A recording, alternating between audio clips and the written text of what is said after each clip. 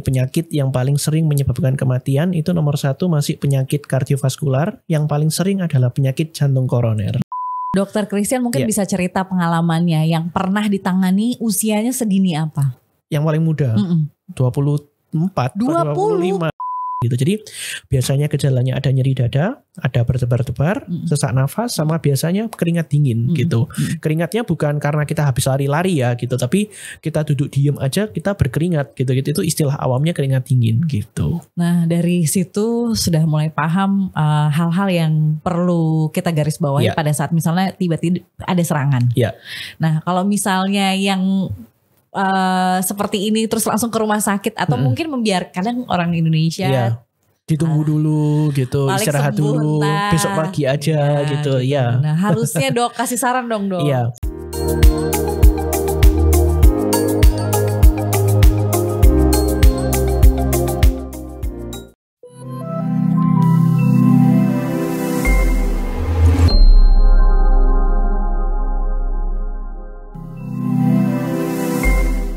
Assalamualaikum warahmatullahi wabarakatuh. Selamat pagi, senang banget pagi hari ini bisa bersama-sama dengan sahabat Premier untuk acara ngopi atau ngobrol pagi asik dengan Rumah Sakit Premier Surabaya. Dan hari ini seneng banget karena akan ngobrol sama seorang dokter yang luar biasa, akan memberikan banyak informasi, edukasi, informasi terkait dengan penyakit kardiovaskular atau yang kita kenal dengan jantung koroner. Karena di Indonesia ini salah satu penyebab kematian yang tinggi. Nah, apakah benar seperti itu? Nanti kita akan cari tahu, kita gali langsung dengan beliau. Selamat pagi, Dokter Christian. Halo, selamat pagi. Dokter Christian ini curcolnya akan banyak banget hari ini karena kan kalau dengar penyakit jantung itu kalau ya langsung serem ya. Apakah benar? Memang benar ya di Indonesia itu adalah yang tertinggi. Jadi sampai sekarang di Indonesia penyakit jantung koroner itu adalah penyebab kematian paling banyak di Indonesia. Jadi penyakit yang paling sering menyebabkan kematian itu nomor 1 masih penyakit kardiovaskular, yang paling sering adalah penyakit jantung koroner. Nah ini yang penting. Terus yang kedua yang agak sedih lagi adalah sekarang lebih banyak diserangnya itu adalah usia-usia produktif. Berarti kalau dulu-dulu tuh mungkin yang usianya udah dewasa atau adult atau orang tua ya. Tapi kalau sekarang ada ini dikatakan penurunan ya karena usianya menyerang. Jadi sebenarnya bukan penurunan ya, tapi karena semakin berkembangnya zaman, kemudian berkembangnya kemampuan mendeteksi penyakit jantung koroner juga lebih baik. Jadi makanya sekarang ini lebih banyak diketahui bahwa penyakit jantung koroner itu tidak hanya menyerang usia lanjut, tapi dia juga bisa menyebabkan gangguan atau serangan pada usia yang lebih muda. Oke, Dokter Christian mungkin bisa cerita pengalamannya yang pernah ditangani usianya segini apa? Yang paling muda, 24, 25, tapi itu cuma 1-2 kasus ya gitu. Tapi itu indikasi ya, indikasi bahwa yang usia produktif seperti itu aja kalau tidak menjaga kesehatan, pola hidup sehat dan seimbang itu memungkinkan terjadi. Memungkinkan terjadi. Kebetulan waktu itu memang orangnya gemuk ya memang dan kebetulan smoker berat gitu. Jadi memang itu salah satu faktor resiko yang bisa terjadi pada usia muda. Berarti salah satu indikator yang jelas itu pasti adalah masalah badan. Mungkin bisa terlihat. Kenapa ya Dok kayak gitu? Kalau smoke kan harusnya kan bukannya ke paru-paru ya? Jadi kita cerita sedikit tentang smoking ya, tentang merokok. Jadi merokok itu pada dasarnya asap yang dihirup, yang masuk lewat saluran nafas masuk ke paru-paru.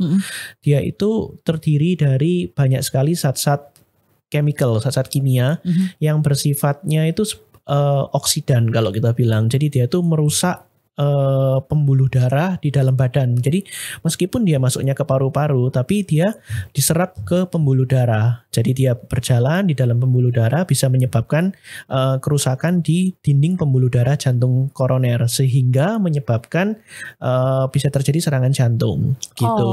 Jadi merokok itu adalah salah satu faktor risiko yang bisa menyebabkan terjadi serangan jantung. Oke, gitu. kalau itu sudah mulai nangkep, tapi kalau misalnya hubungannya dengan berat badan, kalau untuk dengan berat badan itu biasanya kalau berat badan seseorang berlebih, biasanya tuh kadar kolesterol di dalam darahnya juga tinggi. Nah, jadi kolesterol itu yang sering menyebabkan sumbatan pada pembuluh darah jantung koroner gitu. Jadi karena ada tumpukan lemak, tumpukan kolesterol itu yang menyebabkan aliran darah di dalam pembuluh darah jantung itu nggak bagus. Jadi alirannya nggak bagus, menyebabkan ada sumbatan sehingga bisa menimbulkan serangan jantung. Jadi sebenarnya untuk orang-orang yang mohon maaf dalam tanda petik mungkin kegemukan tuh harus memperhatikan secara detail masalah kolesterol. Betul. Karena tapi apakah mungkin ya dok kurus juga kena kolesterol gitu? Bisa-bisa saja karena memang pada dasarnya badan kita ini butuh kolesterol. Jadi kolesterol itu bukan sesuatu yang jahat gitu. Kolesterol itu tetap dibutuhkan oleh tubuh gitu, oleh tubuh kita dalam metabolismenya sehari-hari. Jadi tapi kalau misalnya sahabat Premier sekalian misalnya pernah mendengar ada istilah kolesterol tuh ada yang baik, ada yang jahat gitu. Apa LDL dan jadi ada namanya HDL itu yang baik, ada yang namanya LDL itu yang kolesterol jahat. Jadi, tapi nggak ada LDR. Nggak ada, adanya LDL aja kalau di kolesterol. Jadi kalau yang bikin penumpukan kolesterol di dalam pembuluh darah jantung itu yang LDL, yang kolesterol jahat. Kalau yang HDL itu lebih jarang menyebabkan tumpukan lemak di dalam pembuluh darah jantung gitu. Jadi apakah tetap dibutuhkan? Tetap dibutuhkan karena kolesterol atau lemak itu dibutuhkan badan kita untuk hormon gitu. Kalau untuk orang dewasa gitu. Kalau untuk anak-anak biasanya untuk pertumbuhan, tapi kalau untuk orang dewasa biasanya tetap dibutuhkan untuk hormon-hormon, metabolisme hormon di dalam badan. Jadi kolesterol itu bukan sesuatu yang menakutkan, tapi memang dibutuhkan, tapi dia tidak boleh berlebihan gitu memang gitu. Yang saya dengar juga kolesterol juga bisa dibakar melalui olahraga, benar nggak sih dok? Betul. Jadi memang kolesterol itu ada. Jadi sebenarnya gini, kolesterol itu sebenarnya adalah tabungan kita di dalam badan kita gitu. Jadi kalau kita mengkonsumsi makanan terlalu banyak, itu disimpannya dalam bentuk lemak dalam badan kita. Nah, kalau kita aktivitasnya tinggi, olahraganya banyak, atau misalnya pekerjaan kita sehari-hari membutuhkan tenaga kalori yang banyak, yaitu otomatis lemaknya itu pasti bisa dibakar di dalam badan kita.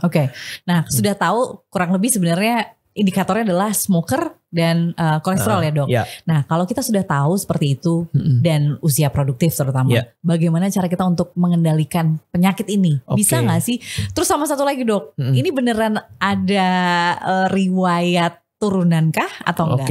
Jadi mungkin ceritanya tentang faktor risiko dari penyakit jantung koroner ya. Jadi penyakit jantung koroner itu kalau kita misalnya teman-teman sahabat Premier ada yang browsing gitu ya. Pada dasarnya itu faktor risiko itu ada 2 tipe. Ada yang tipe tidak bisa diubah, ada tipe yang bisa kita ubah. Kalau tipe yang nggak bisa berubah itu adalah laki-laki itu ternyata sialnya, jadi pengen tahu nih langsung. Sialnya itu mempunyai faktor resiko terjadi serangan jantung lebih tinggi dari perempuan. Ketika di atas usia 40 tahun gitu, karena memang kejadiannya lebih banyak pada laki-laki ketimbang perempuan. Kalau perempuan itu biasanya kejadian sakit jantung koronernya itu di atas usia 55 tahun. Kenapa gitu? Karena kebetulan kalau wanita itu ada hormon perempuan namanya hormon estrogen gitu. Kalau sahabat Premier pernah dengar. Betul. Jadi kalau usia 55 tahun ke atas seorang wanita itu biasanya sudah masuk ke usia premenopause atau menopause sehingga kadar estrogen di dalam darah itu turun. Nah, ternyata estrogen itu punya efek perlindungan terhadap pembuluh darah jantung. Jadi itu mungkin yang menyebabkan kenapa kejadian serangan jantung atau sakit jantung koroner itu lebih banyak pada laki-laki ketimbang perempuan. Jadi kalau sampai 40 sampai 55 itu biasanya lebih banyak laki-laki. Kalau 55 tahun ke atas itu hampir sama antara laki-laki dan perempuan. Nah, itu faktor yang kita nggak bisa ubah karena ya sudah naturally dari sananya gitu, nggak bisa dirubah. Kemudian yang kedua adalah faktor usia yang nggak dipungkiri. Semakin bertambahnya usia, resiko terjadi serangan jantung semakin tinggi karena memang kalau bertambah tua seorang itu pembuluh darahnya pasti semakin semakin keras, semakin tidak lentur gitu. Jadi memang risiko terjadi sumbatan pada pembuluh darah jantung koroner itu lebih tinggi. Nah, itu adalah faktor risiko yang kita nggak bisa apa-apakan gitu ya, karena memang itu naturally seperti itu. Tapi bukan berarti kita nggak bisa melakukan pencegahan dong gitu.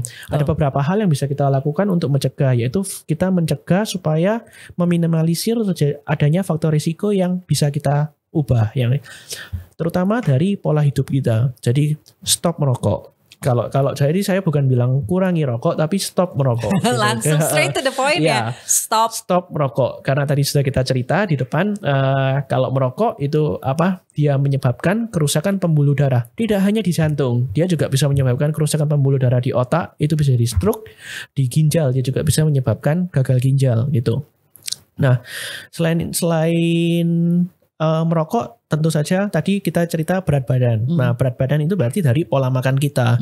Harus lebih banyak mengkonsumsi makanan yang tinggi serat dan rendah lemak tentunya. Jadi kurangilah makanan yang terlalu yang digoreng gitu. Nah, Dok, kemudian jadi sekarang tuh kan banyak ya diet-diet yang let's say banyak protein tinggi, ngurangin karbohidrat. Itu masuk juga di antaranya? Sebenarnya gini, mau diet apapun itu saya oke. Nah, yang penting itu yang paling bagus sebenarnya itu adalah yang balance antara karbohidrat, lemak dan protein gitu. Kita tetap butuh karbohidrat kok gitu. Jadi nggak boleh dipotong gitu. Kita tetap butuh protein. Lemak kita butuh sedikit, tapi lemak itu kan kita bisa cari dari lemak yang lebih baik, misalnya dari ikan atau misalnya dari nabati gitu dan sebagainya. Jadi nggak harus melulu kita mengkonsumsi lemak hewani terus. Jadi misalnya sate terus gitu. Jadi ya jangan gitu ya. Sesekali mungkin boleh lah selama kita nggak ada gangguan kolesterol atau tidak ada asam urat dan yang lainnya gitu. Mungkin sesekali boleh lah. Tapi nggak boleh sering-sering gitu aja gitu. Semuanya balance. Semuanya harus balance. Sama mungkin satu lagi yang bisa kita ubah adalah kebiasaan olahraga. Ini penting gitu kan. Ternyata olahraga yang rutin itu menurunkan kejadian penyakit jantung koroner. Jadi kalau olahraga yang disarankan, misalnya dokter saya ini orangnya enggak punya fasilitas apa-apa nih gitu. Olahraga yang paling gampang di dunia jalan gitu. Itu paling enak pagi-pagi. Paling enak. Jalan 1 minggu itu paling enggak 5 kali. Minimal 30 menit gitu. Itu patokan. Kali ya. Kadang-kadang nggak nyampe tuh. Iya, biasanya memang suka bentrok sama bangun pagi memang gitu. Nggak harus sama niat ya, nggak harus di pagi hari kok. Kita misalnya bisanya sore atau malam nggak masalah. Yang penting ada olahraga minimal 30 menit dalam 1 hari, seminggu 5 kali gitu. Nah, dari pola makan kemudian kita sudah tahu. Nah, Dok, tadi dokter sempat bilang bahwa olahraga juga penting. Tapi saya sering dengar juga tuh, Dok, overtraining malah juga jadi kena serangan jantung. Iya. Tapi orang yang overtraining seberapa sih? Terus tiba-tiba sebenarnya jangan dijadikan alasan kita tidak berolahraga karena takut overtraining gitu. Karena overtraining itu enggak lah ya, saya rasa itu alasan aja sih sebenarnya gitu. Cuman memang ya kita berapa kali mendengar ada kasus-kasus yang dari artis-artis juga, misalnya ada orang yang habis futsal, nyetir mobil pulang ke rumah, sampai ke rumah tiba-tiba dia semaput pingsan di rumah, ternyata langsung nggak ada. Ada artis yang barusan beberapa waktu yang lalu itu ada katanya habis olahraga tengah malam di kamar tidur tiba-tiba langsung meninggal di tempat tidurnya gitu. Jadi memang ya kita nggak pernah tahu persis maksudnya gara-gara olahraganya yang over atau tidak gitu. Tapi biasanya yang seperti itu sudah ada indikasi dari jantungnya sendiri gitu. Jadi kita nggak bisa. Jadi sakit jantung koroner itu nggak murni cuman karena satu penyebab. Dia harus berbagai faktor gitu yang bisa menyebabkan terjadinya penyakit jantung koroner. Dokter gitu. Christian, tapi mungkin nggak sih itu karena kelelahan terus jadi akhirnya begitu? Bisa, tapi biasanya itu memang sudah ada sesuatu di jantungnya gitu. Jadi memang sudah ada kelainan, sudah ada sumbatan pada pembuluh darah jantung koronernya. Kemudian aktivitas yang tinggi menyebabkan jadi gini, kalau kita beraktivitas capek atau kita habis olahraga, heart rate kita, denyut jantung kita itu kan pasti cepat. Kita kan terasa berdebar-debar gitu kan. Nah, ternyata berdebar-debar itu menyebabkan suplai kita, kalau kita berdebar-debar itu membutuhkan suplai darah yang lebih tinggi di dalam otot jantung kita. Kalau misalnya awalnya ada sumbatan yang mungkin tidak terlalu signifikan, tapi kebutuhan oksigen, kebutuhan aliran darahnya ini banyak, itu bisa menyebabkan terjadi ketidakseimbangan. Karena ya butuh aliran darahnya banyak, tapi jalannya tersumbat gitu. Betul. Meskipun sumbatannya belum total 100%, tapi dia juga sudah bisa mengganggu karena memang jantungnya lagi butuh banyak. Yaitu bisa saja menyebabkan keseimbangan antara, kalau kita bilang bahasa dagang itu supply and demand gitu. Jadi supply and demand oksigennya terganggu. Nah, karena supply and demand oksigennya terganggu menyebabkan seseorang bisa terkena penyakit jantung koroner juga, terganggu, bisa terkena serangan jantung juga gitu. Nah, kita kan nggak paham nih dok, tersumbat atau enggak. Setelah dengerin dokter Christian bilang harus olahraga, pola makan seimbang, besok mulai olahraga nih, treadmill misalnya. Terus tiba-tiba nggak tahu kondisinya, apakah tersumbat itu ada indikatornya nggak sih dok? Jadi biasanya kalau orang dengan penyakit jantung koroner, gejala yang paling sering muncul itu adalah nyeri dada. Itu kayak ditusuk gitu atau gimana? Iya, nyeri dada ya, bukan sakit hati gitu. Jadi beda. Jadi nyeri dada itu, nyeri dada karena sakit jantung itu terasanya seperti dada kita ini seperti ditekan berat.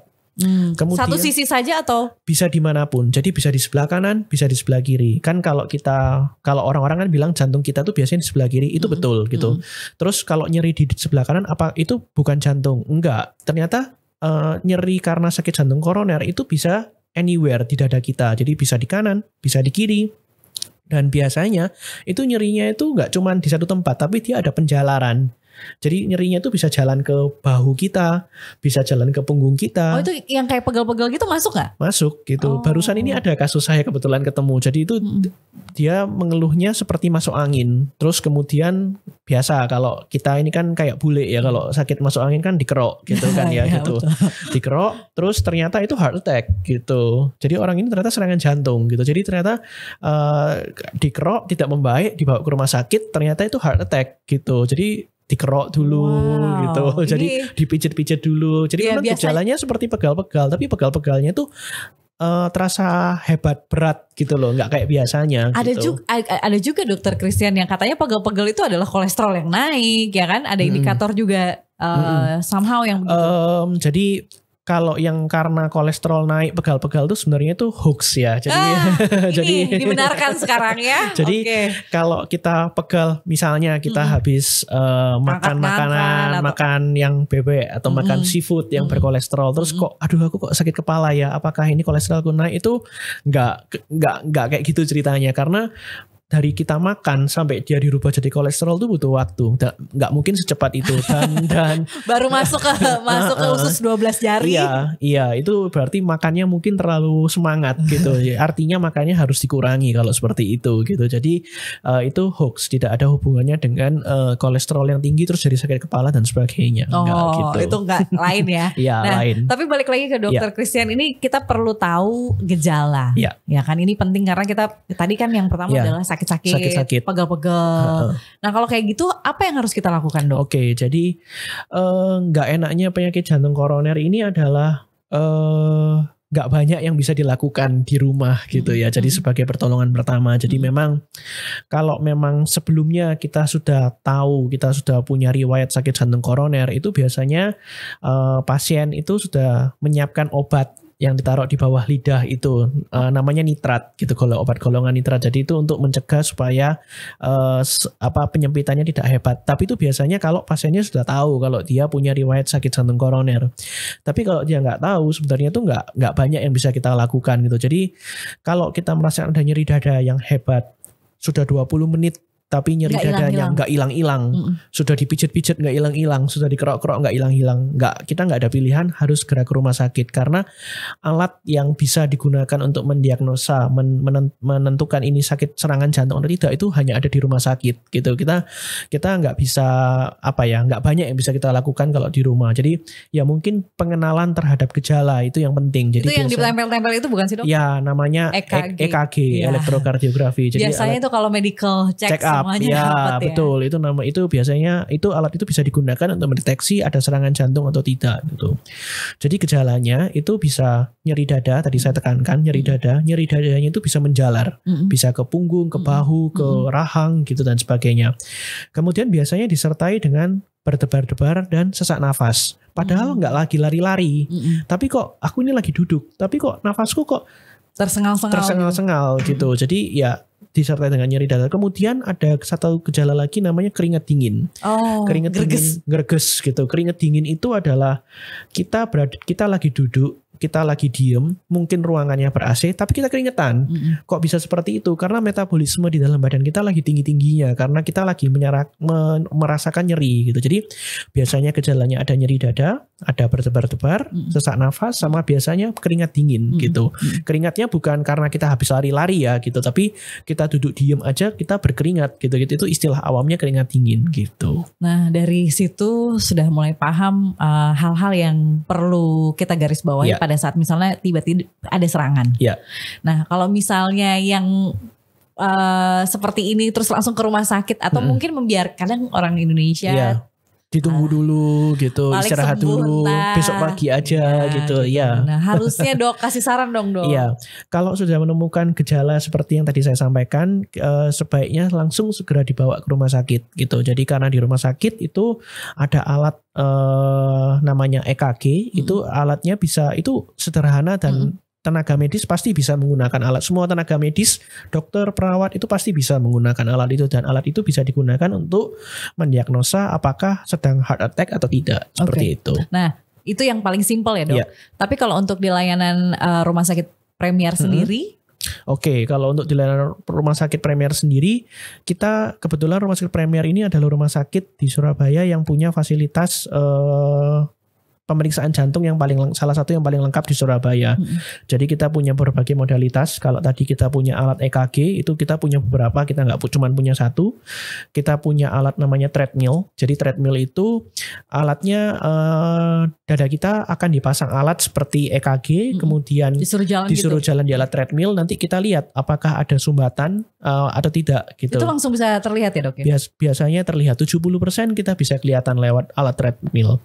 Kemudian untuk yang lebih canggih kita punya pemeriksaan namanya CT scan jantung. Jadi kalau CT scan jantung kita bisa otomatis melihat. Nah kalau ini ada gambar jantung, ini ada gambar pembuluh darah jantung, ada yang sebelah kanan dan sebelah kiri.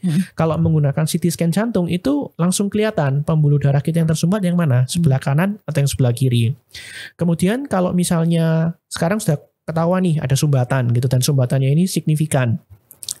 Di rumah sakit Premier kami juga bisa melakukan tindakan namanya kateterisasi jantung. Jadi kalau kita pernah dengar yang dipasang ring, di rumah sakit Premier itu sudah bisa. Jadi fungsinya ring ini adalah kalau misalnya memang ada sumbatan pada pembuluh darah jantung koroner, alat ini tuh nanti akan kayak mompa gitu ya? Iya, dia akan menembus sumbatan pada pembuluh darah jantung koronernya. Kemudian alatnya ini akan kayak dikembangkan gitu, ditiup gitu, kita bilangnya di balon gitu, ditiup, kemudian kita pasang ringnya itu kayak rangka gitu. Ditaruh di mana sih sebenarnya? Nah, kita ada gambarnya kok, coba mungkin next slide mungkin ya.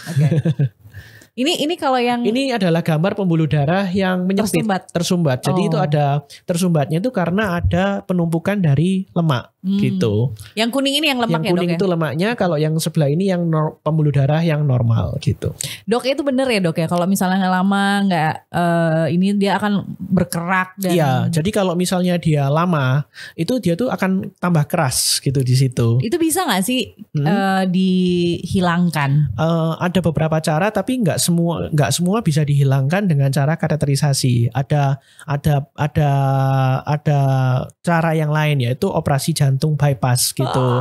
Itu kalau kami di rumah sakit Premier juga sudah rutin mengerjakan ini dari bertahun-tahun yang lalu sebenarnya gitu.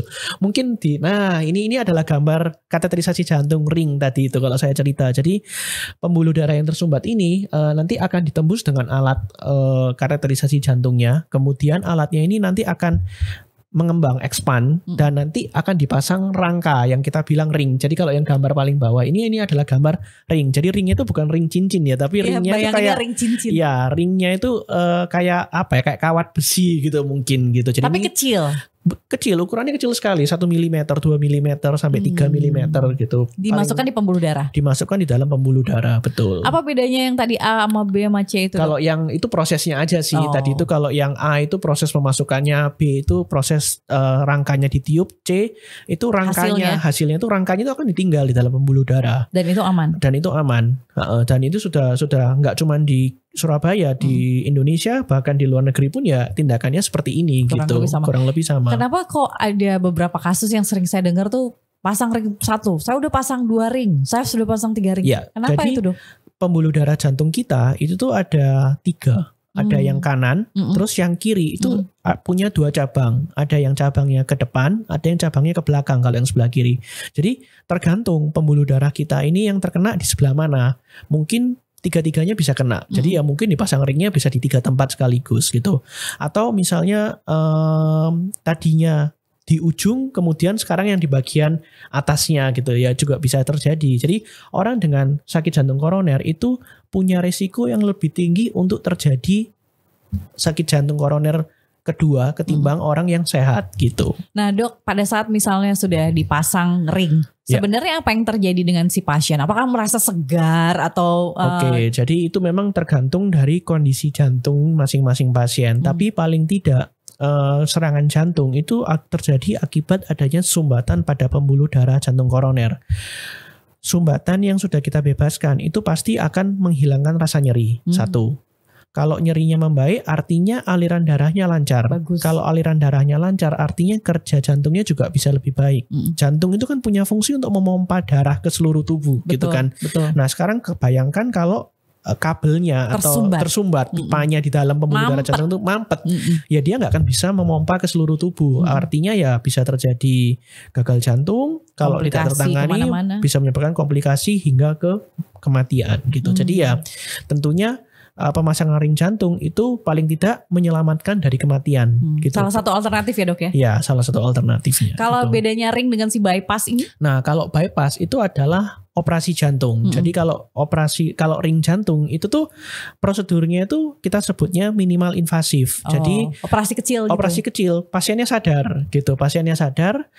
Kita biasanya aksesnya bisa melalui pangkal paha atau melalui pergelangan tangan.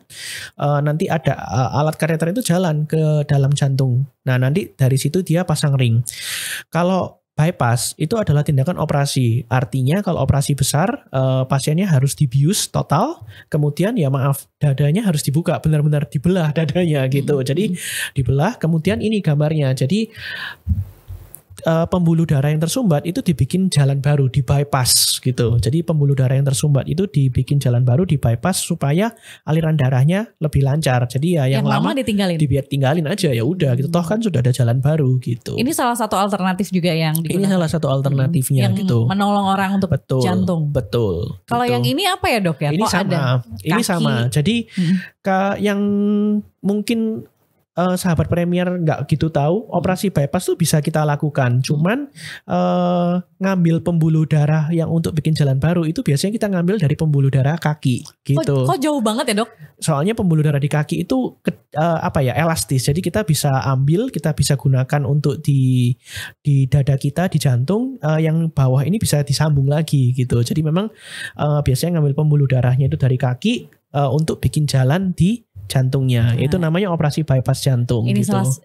sahabat Premier kalau tahu ya, ini teknik operasinya. Teknik banget yang bisa menyelamatkan salah satu alternatif untuk jantung koroner ya Dok. Betul. Di Rumah Sakit Premier kita sudah rutin kok ngerjakan ini. Dan sudah berpengalaman pasti. Ya.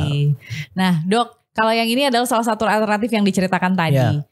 Tapi mungkin yang paling penting adalah memberitahu sahabat Premier kan mencegah lebih baik daripada mengobati. Betul banget. Tadi sudah di-share dari awal kalau kita jauh lebih baik dengan stop smoking atau merokok. Kemudian pola makan yang sehat, seimbang, dibarengin juga dengan olahraga. Kalau bisa sih mengetahui juga tanda-tanda yang sudah disebutkan Dokter Christian tadi, kira-kira udah agak-agak sakit dadanya, bukan karena sakit hati atau kenapa gitu, pegel-pegel, terus sudah mulai tanda-tanda dan indikasi. Dan perlu diingat juga sahabat Premier, ini sudah menyerang di usia produktif, jadi kita semua harus sama-sama aware ya. Betul. Nah yang terakhir Dok, kalau misalnya kita ngerasa sehat dan gak punya turunan juga, tapi suddenly terus itu ada riwayat begitu. Itu pentingnya medical check up. Oh ya, sama satu lagi tadi mau nanya. Medical check up, betul. Berarti ke dalam keadaan sehat, kita tetap harus cek. Harus. Jadi sebaiknya kalau seorang laki-laki di atas 40 tahun itu disarankan 1 kali dalam 1-2 tahun melakukan medical check up. Bisa meliputi rekaman jantung atau EKG, treadmill, USG jantung, ataupun cek dan juga cek darah gitu. Itu sebenarnya bisa jadi indikator ya Dok ya? Bisa untuk mendeteksi betul tersumbat atau tidak. Banyak yang terselamatkan karena melakukan medical check up. Jadi ketahuan lebih awal sehingga penanganannya bisa lebih baik gitu.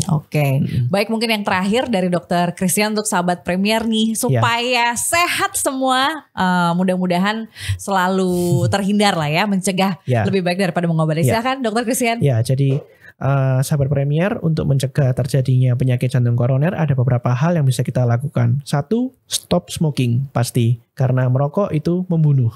Kedua, pola makan kita harus pola makan yang sehat. Hindari makanan yang tinggi kolesterol, tinggi lemak. Ketiga, rutin berolahraga. Setidaknya kita berolahraga 1 minggu 5 kali selama setidaknya 30 menit. Ya, mungkin itu ya. Terima kasih. Ini lengkap sudah dibahas oleh Dokter Christian Pramudita, spesialis jantung dan juga pembuluh darah, dan mungkin ini juga akan jadi opini untuk kita semua supaya tetap selalu sehat. Dokter, terima kasih sekali. Dan terima kasih juga untuk sahabat Premier. Saya menutup untuk ngopi asik bersama Rumah Sakit Premier untuk ketemu lagi di episode berikutnya. Terima kasih. Sampai jumpa. Sampai jumpa.